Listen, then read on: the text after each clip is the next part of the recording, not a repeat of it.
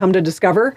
So I thought I would start us off by reading a portion of the Hogfish vision statement. So here it is, and I'm quoting from off of your website. Hogfish believes that applying the principles of regenerative agriculture to the arts provides a unique opportunity to holistically restore every layer of the human experience. We are on a quest to build an artistic sanctuary and body of work to restore a healthier dynamic balance between our planet, the stories we tell, and the ways we live. So I thought maybe we could take a look at that first sentence and kind of unpack it a bit. And I'll read it again. Hogfish believes that applying the principles of regenerative agriculture to the arts provides a unique opportunity to holistically restore every layer of the human experience. So, for those who don't know, which is probably most of us, what exactly is regenerative agriculture, and how at Hogfish are you applying the principles of regenerative agriculture to the arts and arts creation? I'll take that one. We didn't know much about that until we moved up to Maine. It's a big movement that's happening here, and we don't pretend to be experts on regenerative agriculture, but we were really enthralled with the idea. And what we've learned is that it's not so much something that's super cut and dry. I think there are certain people looking to codify and certify what it means to be regenerative and certain labels showing up, but there are certain principles that are at play. For many people, it's just taking organic one step further, or it's something organic's always been doing in the first place, if you hear of organic.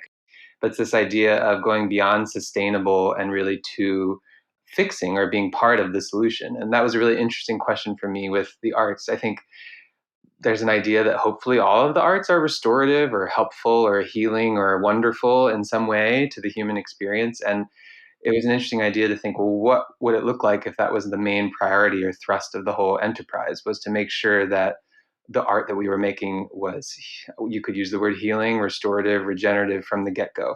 And that was really the kind of drumbeat that we were marching all the forces around.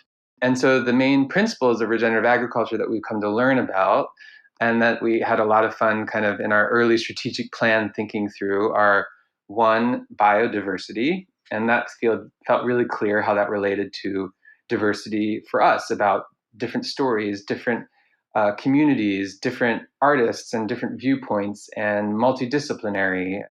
Another principle was no till, which, when you think about it, it made a lot of sense that we're looking at kind of eschewing short term gains that carry long term disadvantages.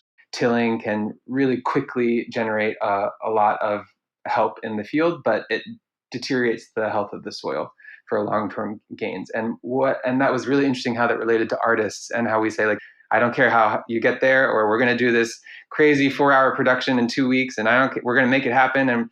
But there's been a real kind of re-examining in our industry of how we're taking care of artists. And if we're going to include all these diverse viewpoints, we actually need time to slow cook. And that not tilling requires a lot of preparation, and it requires several steps and kind of systems thinking, but ultimately leads towards better soil health, or hopefully creative soil health is our dream there.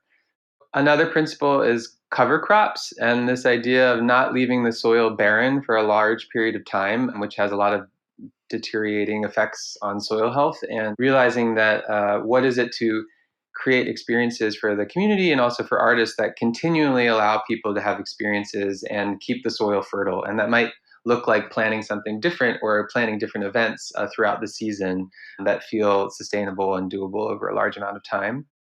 That leads into this idea of crop rotation, not just doing monocrops, but also, like, we're really inspired by indigenous, the three sisters, how beans and pumpkin and corn all planted together, or squash planted together, all reinforce each other.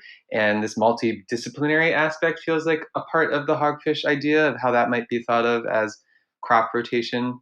Human scale is another one, of like putting farms close enough to people that you don't have to truck stuff really far away, spending money on people rather than giant machines.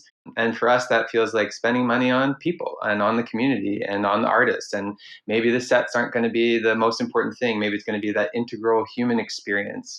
and also having performances that go to people where they are and not just kind of in big city centers and making everyone come to us. There's also impact awareness. There's a big principle of some regenerative arts. We really are trying to do a scan of how we can be more impactful in the right ways and less impactful in the ways that are not helpful to the environment or our communities. Things like using wildflower seed paper for programs, things like trying not to have lots of plastic water bottles during rehearsal, things like creating a campus for the artists so they're not using cars or all the time to get to places. And then finally, buy local is one of the big ideas, which is really using what you have at hand and who's around and not thinking that the best solution always comes from far away.